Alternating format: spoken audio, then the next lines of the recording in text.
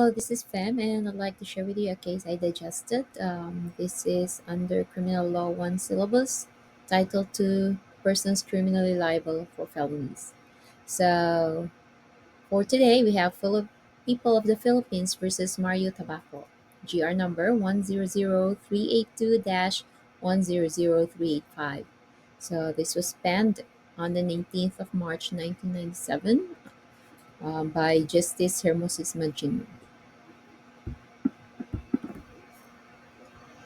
So here are the facts of the case. A cock derby was sponsored by the 117th Philippine Constabulary under Lieutenant James Andres Mildad on the 22nd of March 1987 at the Octagon Cockpit Arena in Apari, Cagayan. So peace officers were assigned to maintain order. These included Sergeant Benito Raquipo, CIS Roque Datugan, and Patrolman Andres Simana. So, accused Mario Tabaco was in civilian clothes but was armed with an M14 rifle. He claimed that he was tasked to check for NPAs and protect VIPs attending the derby. Several other officers and civilians attended. So, this included Mayor George Ariola of Bagui with companions Antonio Villicin, Rosario Pineria, Loreto Pita Jr., and Sergeant or Captain Oscar Tabulong. Patrolman Romeo Rigonton, and Felicito Rigunan. So at around 10 p.m., Tabaco suddenly opened fire without provocation. So this eventually killed Mayor George Ariola, Captain Oscar Tabulog, Felicito Rigunan, and Patrolman Romeo Rigunton.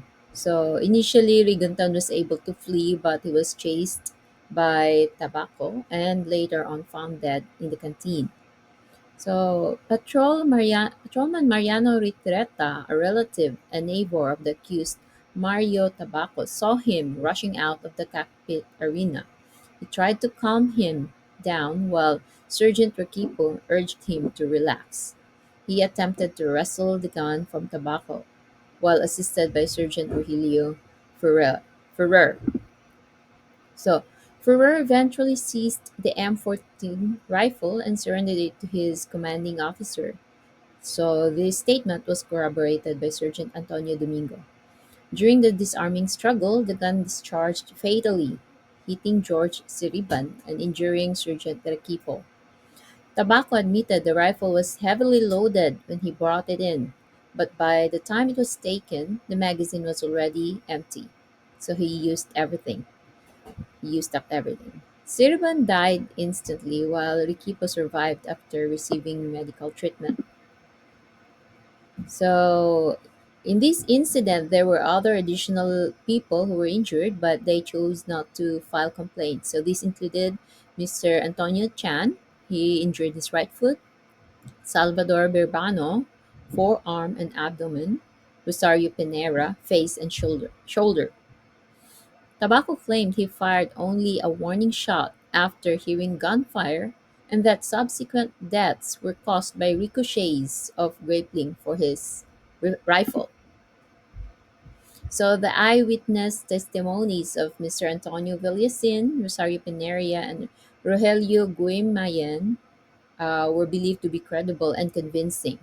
It directly implicated Tabaco in the shooting deaths of four victims. So, as mentioned, there were Mayor Ariola, Captain Tabulog, and Patrolman Rigonton, and Felicito Rigunan. So, the additional testimonies from PC Sergeant Requipo and Sergeant Ferrer, as well as Patrolman Retreta, corroborated the incident that happened as they saw Tabaco fleeing the scene with an M14 rifle immediately after the gunfire. So, although these witnesses did not see the actual shooting, the circumstantial evidence was deemed sufficient to establish guilt beyond reasonable doubt, pointing exclusively to Tabaco as the perpetrator of the crime. So, in this case, it was discussed that reliance on circumstantial evidence was justified, as crimes are often committed in secrecy. So, and it required direct testimony, um, and if Requiring direct testimony would also unjustly allow criminals to escape accountability. So, circumstantial evidence was accepted. The Supreme Court upheld the trial court's findings of credibility of eyewitnesses. Tobacco was found guilty beyond reasonable doubt. So, in this case, there were issues raised. What crime was Tobacco guilty of for the deaths of Ariola, Tabulong, Ligunan, and Rigunton? And then, what was he guilty of for the death of Siriban and wounding of Rakipo?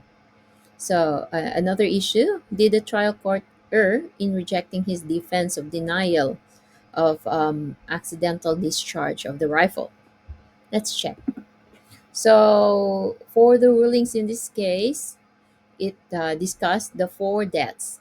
So, the victims, um, the firing of several bullets by Tabaco, although resulting from one continuous burst of gunfire, constitutes several acts. So, the court emphasized that there is no showing that only a single missile passed through the bodies of all four victims. The killing of each victim is thus separate and distinct from the other. So, therefore, each victim's death constitutes a separate crime of murder, not a complex crime. So indicia complex. The attack was attended by treachery too, as the victims were caught by surprise and defenseless. So, the court also discussed a jurisprudence in the Desierto case. It says that although the burst of shots was caused by one single act of pressing the trigger, so in this case, it was a Thompson submachine gun. So in view of its special mechanism, the person firing it has only to keep pressing the trigger with his finger, and it would fire continually. So hence, it is not the act of pressing the trigger which should produce the several felonies. So we have to be cautious with that. So it's not just the pressing of the trigger, but the number of bullets which was actually discharged or produced by them, by the pressing of the trigger. So the jurisprudence in this case established that when deaths results from different shots, even if fired in succession, they amount to a separate murder rather than one complex offense. So we have to be careful. These cannot be complex. Thus, the four deaths constituted four murders. So criminal cases number 10-59, 10-70, 10-84, 10-317. The penalty is reclusion perpetua with several civil indemnities. So also for the homicide with frustrated homicide for George Sirban and Benito Requipo, um, the death of the two victims was a result of one single act. So the penalty was an indeterminate penalty of 10 years and 1 day of prisión mayor to 17 years, 4 months, and 1 day of reclusión temporal, plus indemnities of 30,000 pesos, actual damages for medical expenses. So that's for the case. Thank you so much for watching. If you like more, please support me with my videos. Thank you.